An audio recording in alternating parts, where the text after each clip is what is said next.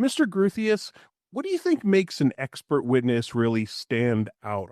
For me, the most important traits for the expert is, attention to detail. And within that, I would include case deadlines. And sometimes those deadlines are internal because we need to have the client vet things or vet things ourselves before we generate the final work product and turn it over to the other side.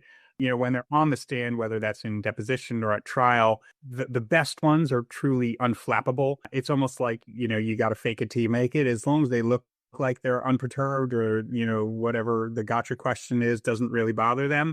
A lot of times the jury or whoever's, assessing the facts in the case might not know the difference. And so that a certain level of confidence and unflappability for me are key issues for a testifier. Mr. Hensley, your take?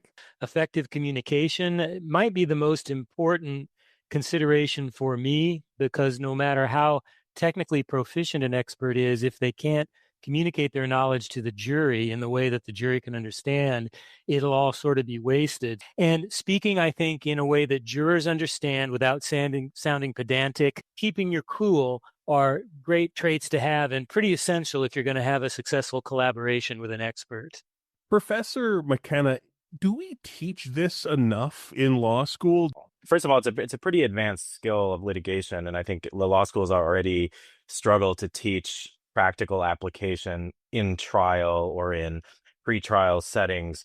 I mean, there's a lot of that has changed over the 25 years of my career. There's way more experiential learning, but it's still just very difficult, I think, to teach out of context. So it is like almost by definition a skill you have to learn kind of as your career unfolds.